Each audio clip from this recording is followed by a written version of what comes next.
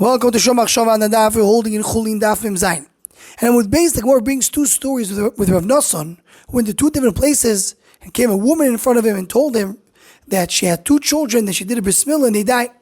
So Rav Nosson told her what to do in each case. One, he saw the baby was green. One, he saw the baby was red. Told him to wait. And then the bris milah worked out, and they called these babies Nosson on the name of Rav Nosson.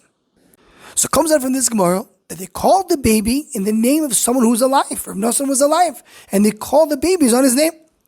Now the Sefer Chasidim in Ois Tav Samech, he brings the Jews are called they don't call the name of a baby on someone who on a father. You don't name after someone who is alive, only after someone passed away.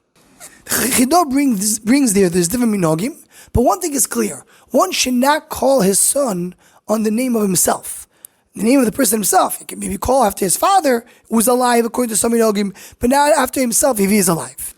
And we find different minhagim in that. In the Sefer Evan Sapir, which is it's basically a journal of someone named Yaakov Sapir who traveled around the world, and he wrote down what he saw.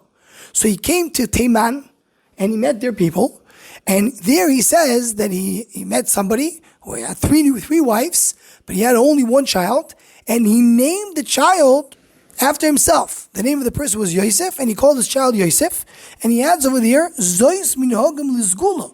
That's the zgula they had over there in Teiman.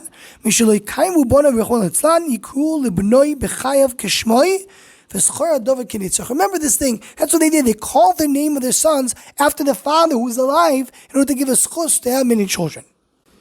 And the Sefer Zoicher Bris, which is a sefer which was written in Hilchos Milah about 100 years ago, he brings a raya from our Gemara that they called the baby Nosson in the name of Rav Nosson because he was a famous person.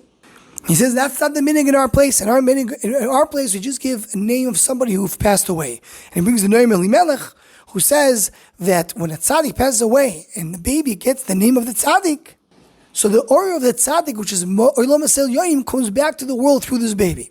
That's the Indian dafka after the tzaddik passes away. In the Sefer of Akasto, the Anyo Chelkav Simon Kuf Base also discusses it, and he brings a raya from our Gemara that you do call the name of someone who's alive. And the Sefer Mishneh Halachos Chelik Vav Simon Reish Vav, he concludes and he says it depends. If it's a very, very big tzaddik like Rav Nosson in the Gemara, then you could call somebody after his name.